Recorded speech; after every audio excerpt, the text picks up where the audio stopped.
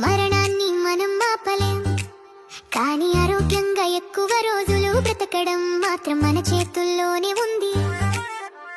ఇప్పుడు వినబోయే సూచనలు శాస్త్రవేత్తలు కూడా ఒప్పుకున్నవే. ఇవి మన ఆయుష్ పెంచడమే కాక బ్రతికినంత కాలం సంతోషంగా జీవించేలా చేస్తాయి. మొదటిది, ఎక్కువసేపు కూర్చోవద్దు.